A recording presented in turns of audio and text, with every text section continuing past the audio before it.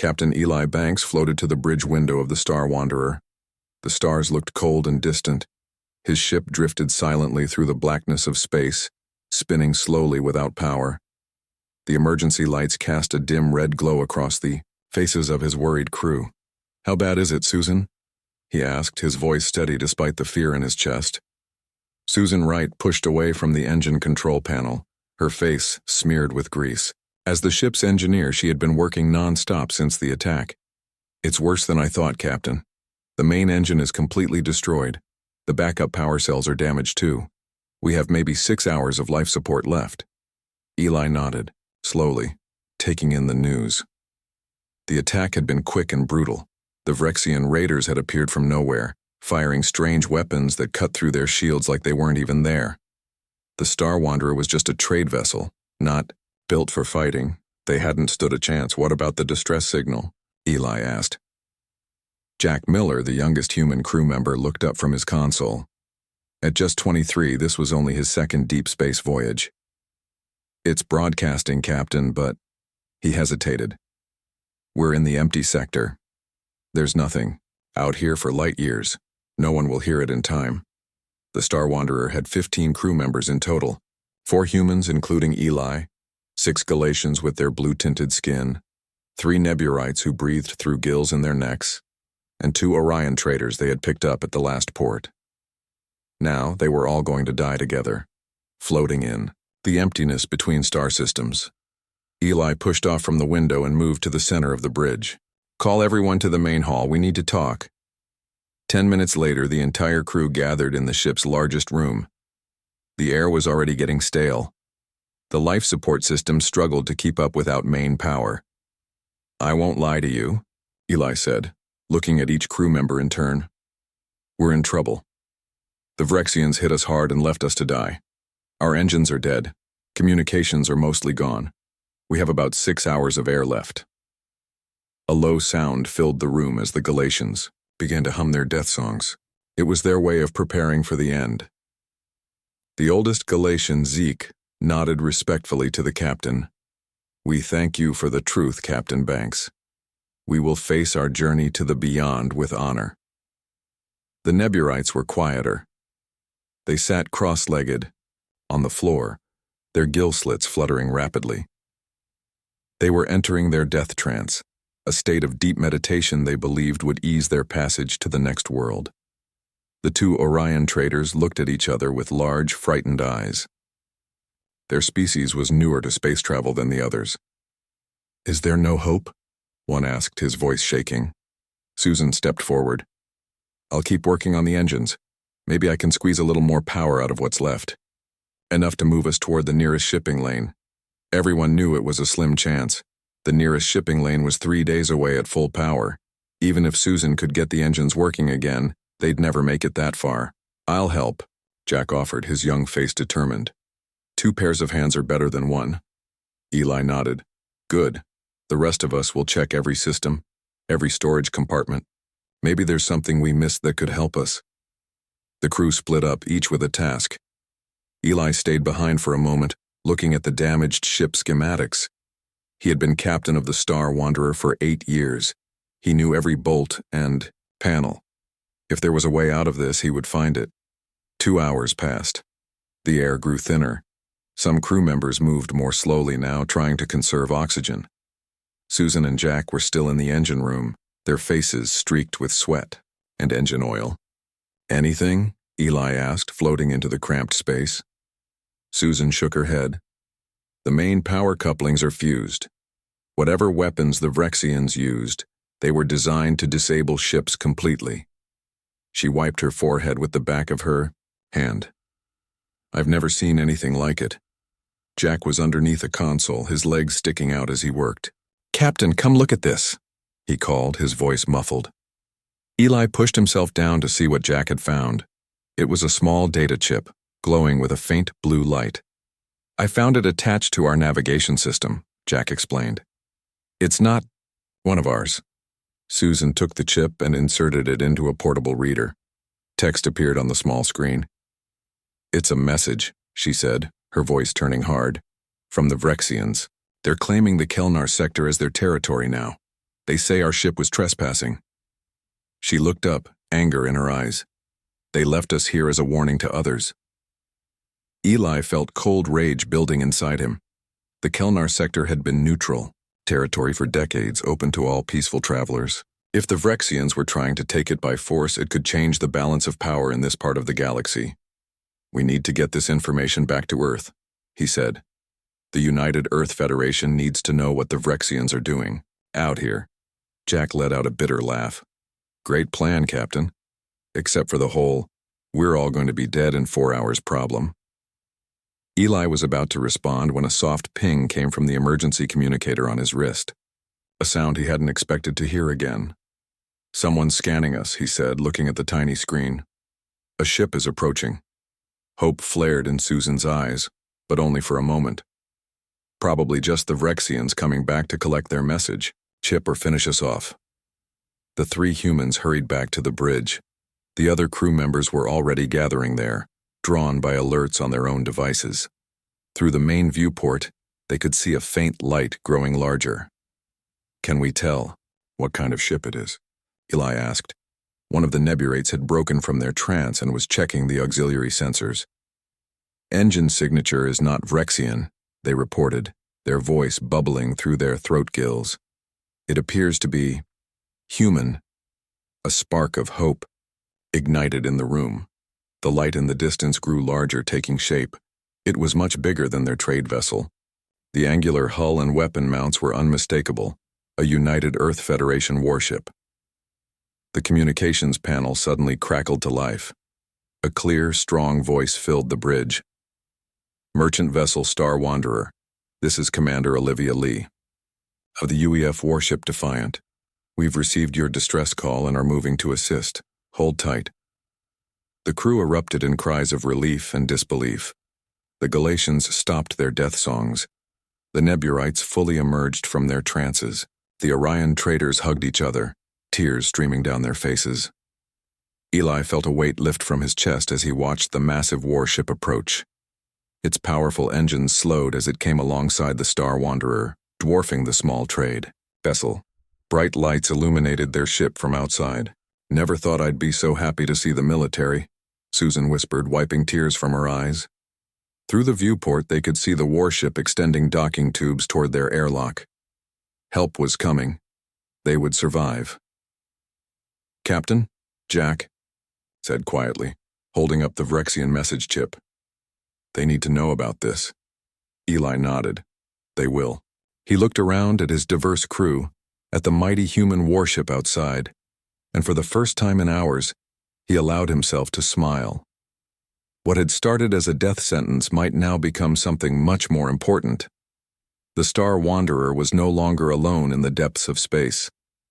Commander Olivia Lee stood on the bridge of the Defiant, watching the small merchant ship through the main viewport. The Star Wanderer looked pitiful, its hull scorched by weapons fire, its engines dark, spinning slowly without power.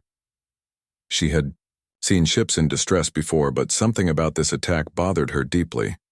Status report, she ordered, turning to her crew. Peter Dawson, the communications officer, looked up from his station. We've established a secure connection. With their airlock, Commander, medical and engineering teams are boarding now. Life signs? Olivia asked. Linda Carter at the tactical station checked her readings. 15 crew members, all still alive but showing signs of oxygen deprivation. They were cutting it close, Commander. Another hour and we would have been too late. Olivia nodded. The Defiant had been on a routine patrol near the edge of human space when they detected the faint distress signal. It was pure luck they were close enough to respond. This far out in the Kelnar sector, ships could drift for years without being found.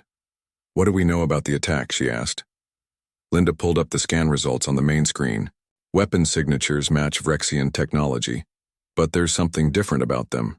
The energy pattern is more advanced than anything we've seen before. They weren't trying to destroy the ship, just disable it completely and leave the crew to die. Olivia frowned.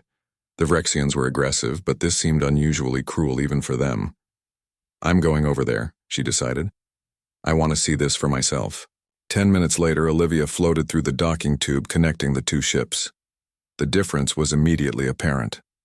The Defiant was a state-of-the-art warship with bright lighting, clean corridors, and the soft hum of powerful engines. The Star Wanderer was dark, silent, and cold. Emergency lights cast red shadows on the walls. The air was thin and stale. Ryan Garcia, the chief medical officer, met her at the airlock. "Commander, the crew is gathering in their main hall. We've administered emergency oxygen treatments. They'll be fine, but they were very close to permanent brain damage." "Good work, Doctor," Olivia said. "What about the ship?" "Engineer Jones is assessing the damage now. It doesn't look good." They made their way to the main hall. The mixed crew of the merchant vessel sat or floated in small groups. Olivia had served with non-humans before, but she was still struck by the diversity on this small trade ship. The blue-skinned Galatians with their ridge-like features, the Neburites with their neck gills fluttering as they breathed the fresh oxygen, 2 Orion traders with their large, expressive eyes, and 4 humans who looked both relieved and shell-shocked. One of the humans pushed off from a wall and floated toward her. "Commander Lee? I'm Captain Eli Banks. Thank you for saving my crew." Olivia shook his hand. "Just doing our job, Captain. Can you tell me what happened here?" Eli nodded. "We were on a standard trade route from the Proxima colonies to the Neburite homeworld. We had permission to cross the Kelnar sector. It's been neutral territory for decades. The Vrexian ships appeared out of nowhere. 3 small fighters. They didn't even hail us before they opened fire." "Did they board you?" Olivia asked. "No, that's the strange part. They disabled us completely and then just left." Eli's face darkened. "Left us to die slowly." A young human crew member floated forward, holding something in his hand. "Captain, she needs to see this." Eli introduced him. "This is Jack Miller, our navigation assistant. He found something after the attack." Jack handed over a small blue data chip. "It was attached to our navigation system. It's a message from the Vrexians." Olivia took the chip carefully. "May I?" she asked, gesturing to a nearby console. When Eli nodded, she inserted the chip. The message was simple but chilling. "The Kelnar sector is now under Vrexian control. All unauthorized vessels will be considered hostile. This ship serves as a warning to others." Olivia felt cold anger building inside her. "They're making a territorial claim on neutral space, and using your crew as an example." "That's what we figured," Eli said. "But why now and why like this?" Before Olivia could answer, Samantha Jones, her lead engineer, entered the hall. Her face was grim. "Commander, I've completed my assessment. The Vrexians used some kind of new ion disruption weapon. It didn't just disable their systems, it fused and corrupted them at the molecular level. The engines, shields, main power, communications, they're all beyond repair." The Star Wanderer crew looked devastated at this news. Eli's shoulders slumped. "So my ship is dead." "I'm afraid so," Samantha confirmed. "We could tow you to the nearest station, but this vessel will never fly on its own again." One of the Galatians floated forward. His blue skin was darker than the others, marked with the patterns of age. "I am Zik, elder of our kind on this vessel, if I may speak." Olivia nodded respectfully. "We Galatians have traveled the stars for many centuries. We have seen empires rise and fall. The Vrexians are not acting alone in this. Their technology has advanced too quickly. Someone is helping them." The oldest Neburite nodded, gill slits pulsing. "We have heard rumors. The Vrexians have formed an alliance with the Dormant Ones." A chill went through the room. The Dormant Ones were a mysterious species from the far reaches of the galaxy. They rarely engaged with other races, but when they did, conflict often followed. "If that's true," Olivia said, "then this isn't just about the Kelnar sector. This could be the beginning of something much bigger." She made a decision. "Captain Banks, I'm offering sanctuary to you and your crew aboard the Defiant. We need to get this information back to Earth immediately. The United Earth Federation needs to know what's happening out here." Eli looked at his crew, then back to Olivia. "We accept. But Commander, the Vrexians did this to send a message. If we leave, No one will know what happened here. No one will be warned. Olivia thought for a moment. We'll leave a beacon. It will warn any approaching ships about the Rexian claim and the danger, at least until we can get a proper response organized. Jack spoke up again. What about the Star Wanderer? We can't just leave her drifting. We won't, Olivia assured him. Once you've all transferred to the Defiant with your personal belongings, we'll give her a proper send-off. 2 hours later, the crew of the Star Wanderer stood in the observation lounge of the Defiant. Through the large windows, they could see their former ship floating in the darkness. The beacon had been deployed, broadcasting its warning to any who might pass this way. Olivia gave the order.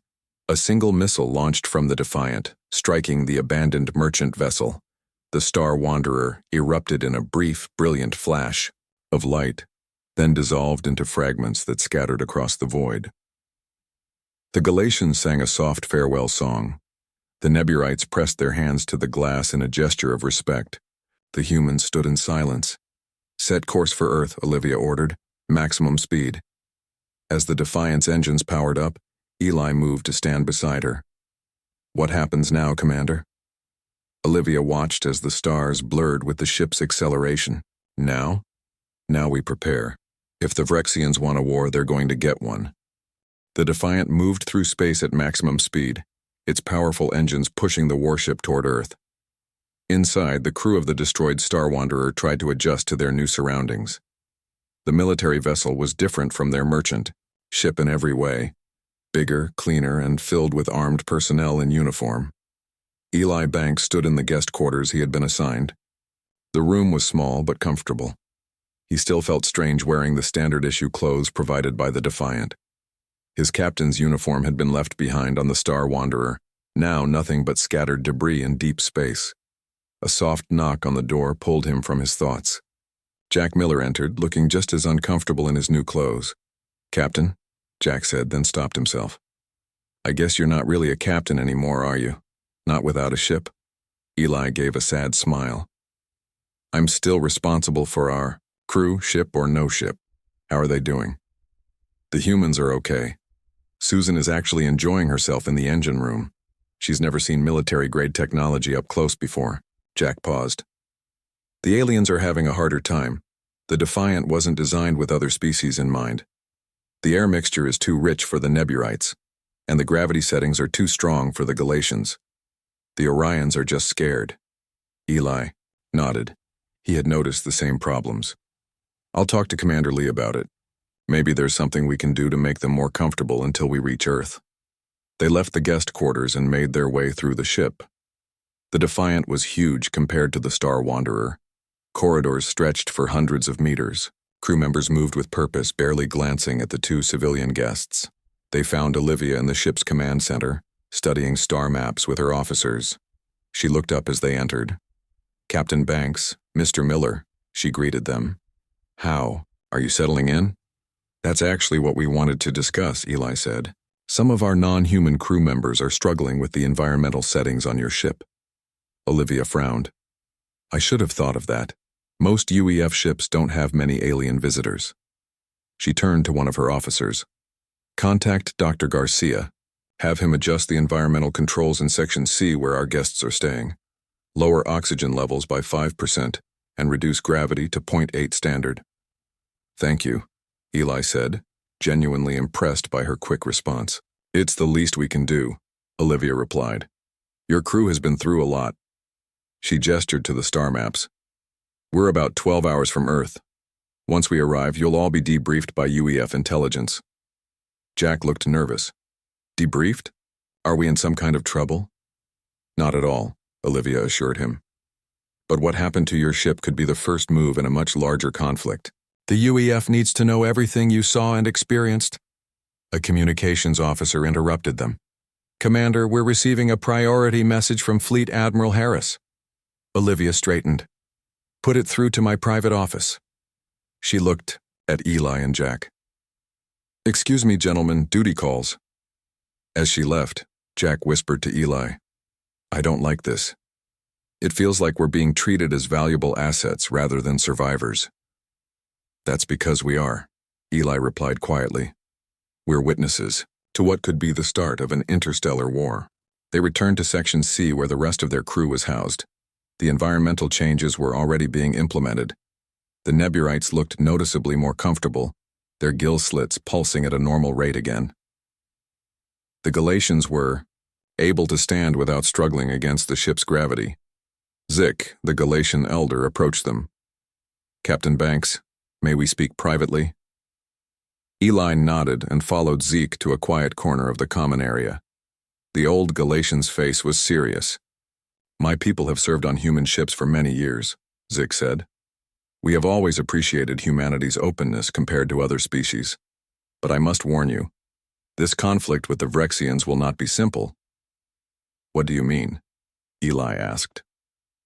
"The dormant ones do not ally themselves with other races without purpose. If they are helping the Vrexians, it is because they see humans as a threat." Eli frowned. "A threat to what? Earth has been peaceful with other species for decades." "Not to them directly," Zik explained. "To the future they desire. My people have old stories about the dormant ones. They believe in racial purity. The way humans freely mix with other species create crews like ours on the Star Wanderer. This is offensive to them. They see it as contamination." Eli thought about his diverse crew, how they had worked and lived together for years. "That's ridiculous. Cooperation between species has led to progress for everyone. You and I know this," Zik said, "but the dormant ones have waited thousands of years for their vision of the galaxy. They will not be reasoned with." Their conversation was interrupted by a ship-wide announcement. "All hands, battle stations. This is not a drill. Repeat, all hands to battle stations." Eli and Zik exchanged alarmed looks. They hurried back to the others, just as the ship lurched, changing course suddenly. The lighting changed from white to red. Alarms began to sound. Susan Wright appeared from the corridor, her face worried.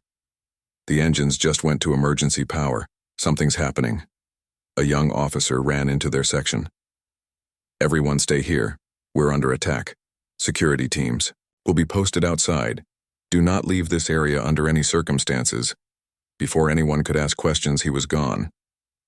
Jack moved to a viewing port in the wall. "I can see them," he said, his voice tight with fear. "Vrexian ships, at least 6 of them." The others crowded around to look. In the distance, they could see the sleek, curved shapes of Vrexian attack vessels. They were smaller than the Defiant, but moved with incredible speed, circling the human warship like predators. "How did they find us?" one of the Orion traders asked, his large eyes wide with terror.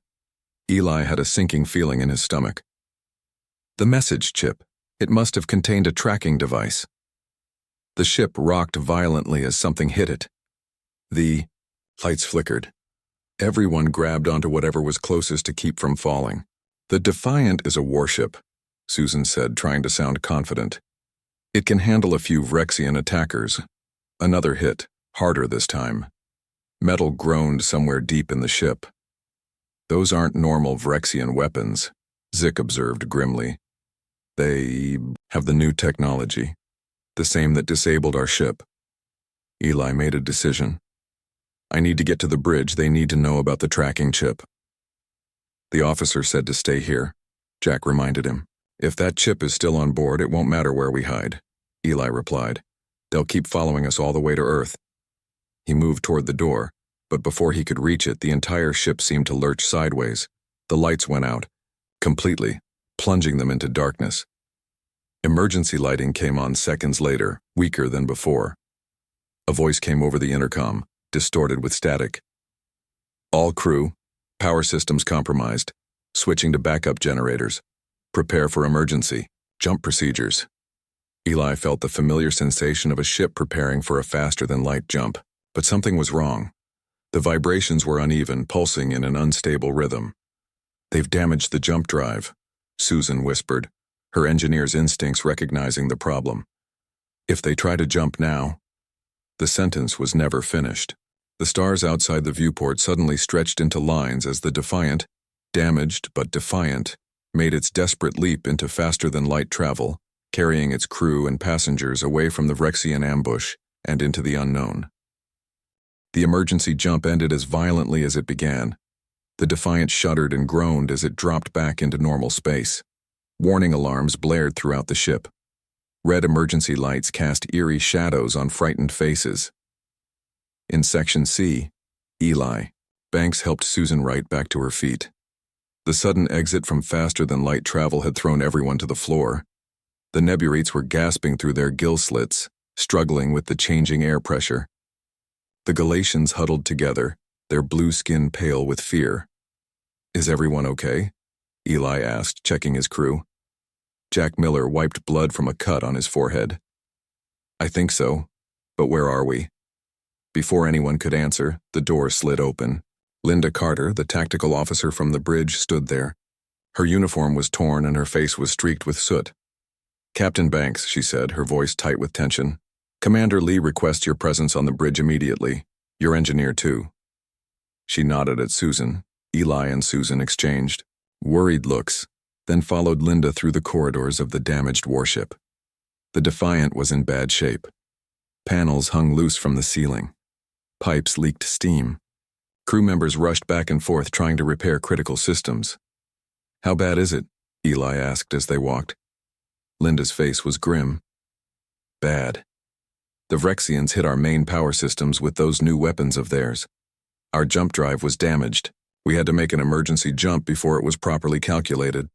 So we don't know where we are," Susan said. "It wasn't a question. No. And that's not even our biggest problem." They reached the bridge. The command center of the mighty warship was in chaos. Smoke hung in the air. Half the control panels were dark. Crew members worked frantically at the stations that still functioned. Commander Olivia Lee stood in the center of it all, somehow maintaining an aura of calm authority despite the crisis. She looked up as they entered. "Captain Banks, Ms. Wright, thank you for coming." Her voice was steady, but Eli could see the strain in her eyes. "We have a situation." "I can see that," Eli said. "How can we help?" Olivia gestured to the main viewport. Outside, they could see an unfamiliar star system. A yellow sun burned in the distance. A large, ringed gas giant loomed closer. "The emergency jump brought us to an uncharted system," Olivia explained. "We're trying to determine our location, but our long-range sensors are offline. That's not the immediate problem, though." She pointed to another screen where Chief Engineer Samantha Jones was working. "The Vrexian weapons did more damage than we thought. They didn't just disable our systems, they infected them with some kind of molecular corruption. It's spreading through our power grid, shutting down one system after another." Susan moved. Closer to the screen, her engineer's curiosity overcoming her fear. "I've never seen anything like this. It's almost like a virus, but for hardware instead of software." Samantha nodded. "Exactly. And at the current rate of spread, we have about 4 hours before it reaches our life support systems." The implications were clear. When life support failed, everyone on the Defiant would suffer the same fate that nearly claimed the crew of the Star Wanderer, a slow death by suffocation in the emptiness of space. "There must be something we can do," Eli said. Olivia's face was grim. "We've tried everything we can think of. Nothing stops the spread. That's why I called for you two. Your ship was hit with the same weapon, but you survived until we found you. I'm hoping you might have insights we don't." Susan frowned in concentration. "Our situation was different. The Vrexians completely disabled the Star Wanderer's systems, but they didn't keep spreading after the initial attack." She looked at Samantha. "Have you tried physically separating the affected systems, cutting the connections?" "We tried," Samantha replied. "The corruption jumps the gap somehow. It's like nothing we've ever encountered." Eli had been quiet, thinking. Now he spoke up. "What about the message chip? The one Jack found on our ship? Could it be related?" Olivia looked startled. "The chip? In all the chaos, we forgot about it." She turned to Peter Dawson at the communication station. "Where is the Vrexian data chip now?" Peter checked his logs. "It was sent to the science lab for analysis, right after we rescued the Star Wanderer crew." "Get it up here now," Olivia ordered. While they waited, Susan and Samantha continued to analyze the spreading corruption. The situation was getting worse by the minute. More systems were failing across the ship. A young science officer arrived with the small blue chip. Olivia took it carefully and handed it to Susan. "What do you think?" Susan examined it closely. "The color. It's the same blue glow as the corruption spreading through your systems." She looked up, eyes wide with realization. "This isn't just a message or a tracking device. It's the delivery mechanism for the weapon itself." "Can you stop it?" Olivia asked. Susan looked uncertain. "I don't know. But if this is the source, maybe we can use it to create a counteragent." "Do it," Olivia said. "Use whatever resources you need." Susan and Samantha hurried to the engineering lab with the chip. Eli stayed on the bridge with Olivia, watching, as more red warning lights appeared on the ship's status display. "If they can't stop it," Eli said quietly, "what's the plan?" Olivia's face was set in determined lines. "We have escape pods. Not enough for everyone, but we could evacuate the most essential personnel and your civilian crew. And you'd stay behind," Eli guessed. "A captain's duty is to her ship and crew," Olivia said simply. Eli understood. He would have done the same for the Star Wanderer. An hour passed. The situation grew more desperate. Then Susan's voice came over the comm system. "Commander, we think we have something. The chip contains microscopic machines, nanites. They're programmed to dismantle specific molecular structures. We've reprogrammed some of them to target the corrupted systems." Hope flickered across Olivia's face. "Will it work?" "In theory," Susan replied. "But we need to introduce the counter nanites at the heart of the power grid. Someone needs to physically take them there." "The main power core is heavily shielded," Samantha added. "And with the damage we've taken, the automatic systems are offline. Someone will have to manually open the shielding and place the counter nanites directly on the core." What she didn't say, but everyone understood, was that the radiation levels near the exposed core would be fatal. Olivia straightened her uniform. "I'll do it." "No," Eli said firmly. "Your crew needs you. I'll go." "This isn't your ship, Captain Banks," Olivia argued. "But they are my people," Eli replied, gesturing to the screen showing Section C, where the rest of the Star Wanderer crew waited. "And they're on your ship. We all are. Let me do this." Before Olivia could respond, the ship rocked violently. New alarm sounded. "Proximity alert," Linda shouted from the tactical station. Multiple ships dropping out of faster-than-light travel. Vrexian signatures. On the main screen, they watched as 3 Vrexian warships appeared. They had tracked the Defiant's emergency jump. Olivia's face hardened. "Battle stations. Prepare what weapons we have left." She turned to Eli. "It seems our problems just multiplied as, The Defiant prepared for a final stand against overwhelming odds. Eli realized that their fate, human and alien alike, would be decided in the next few minutes. The bridge of the Defiant was tense with fear and determination. Through the main viewport, they could see the 3 Rexian warships moving into attack positions. The damaged human vessel had little chance against such odds. "Weapons status?" Commander Olivia Lee asked, her voice steady despite the dire situation. Linda Carter checked her tactical display. "Main cannons are offline. We have 2 missile tubes still functioning and minimal shield power." "Not enough," Olivia said quietly. Eli Banks stood beside her, watching the enemy ships. "We need more time. Susan and Samantha need to deploy the counter nanites to stop the corruption." Olivia nodded. "We'll give them that time." She straightened her uniform and addressed her bridge crew. "Prepare for evasive maneuvers. Use the gas giant's rings for cover. Save missiles for point-blank range only." As the Defiant's engines powered up, Olivia turned to Eli.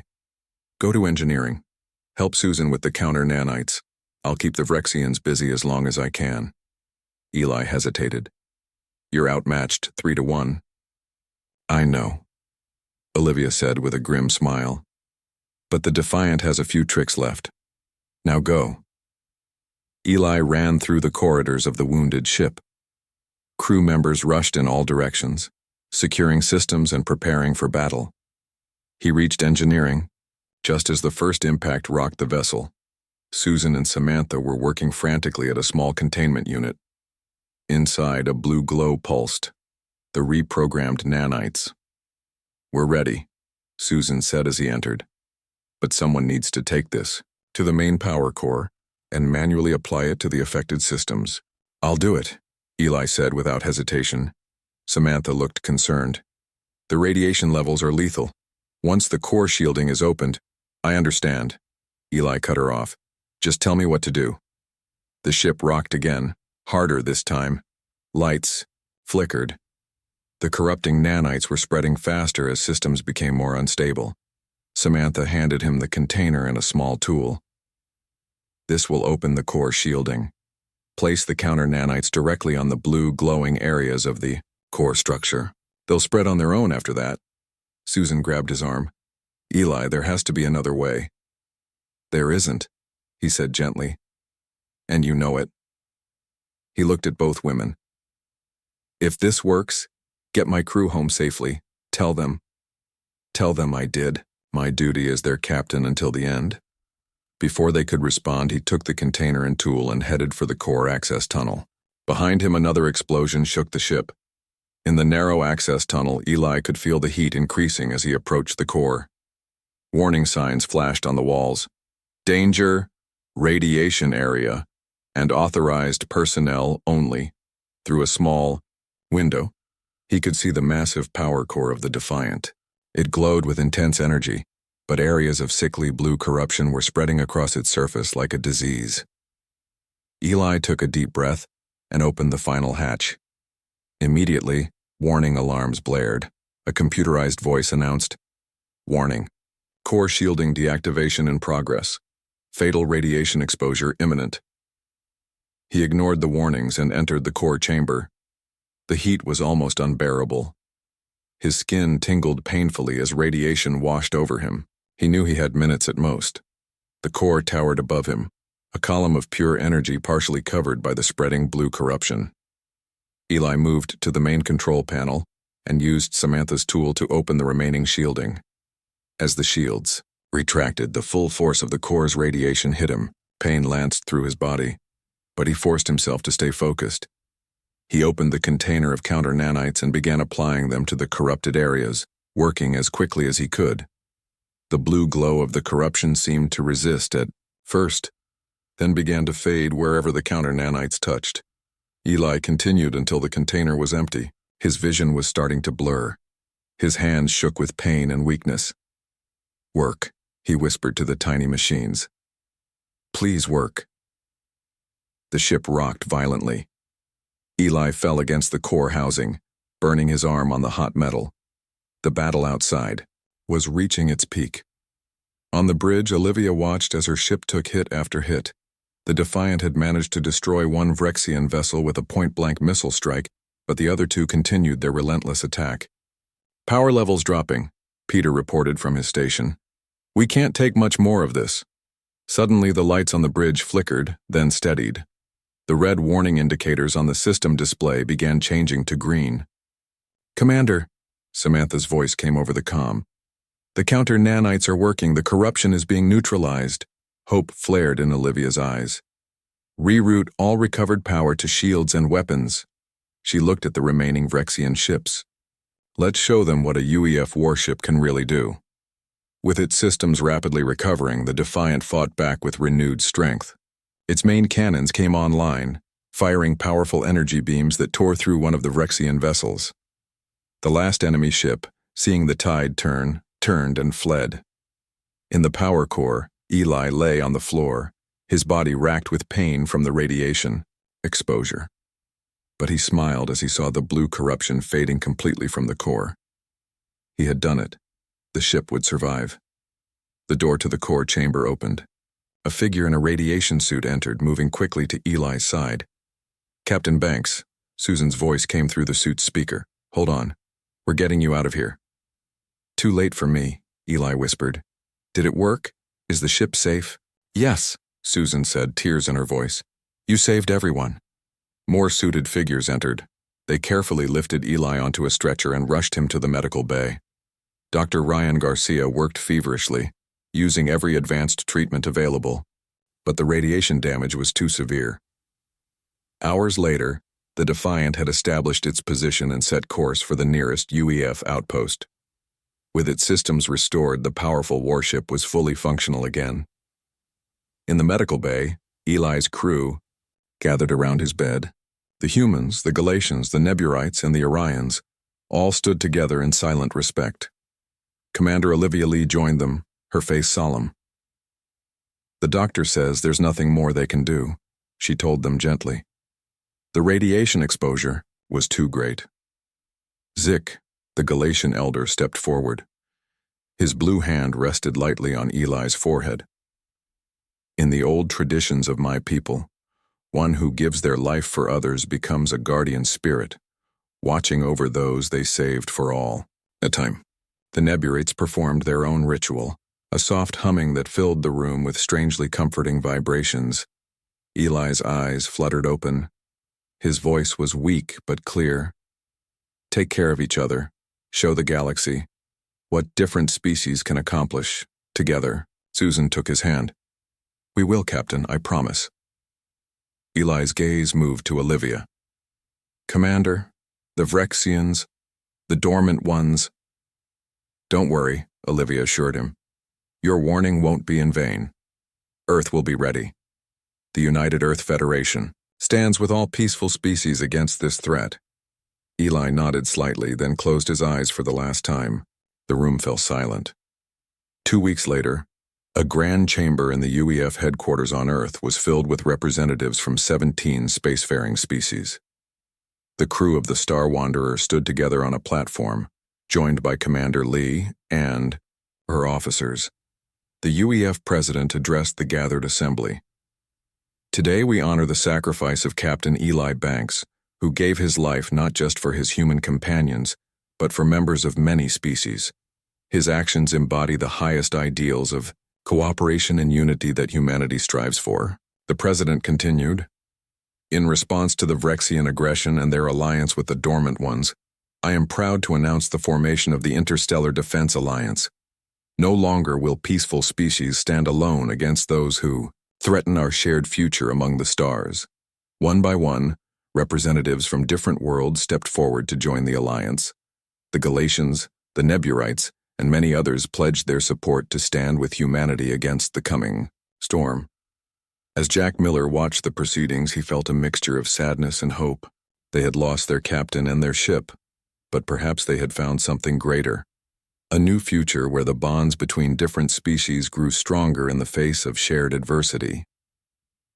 In the vastness of space, the story of the Star Wanderer and the Defiant was just beginning to spread. A simple tale of those left to perish in deep space, a human warship that appeared when all hope seemed lost, and the unexpected unity that blossomed from their shared struggle for survival.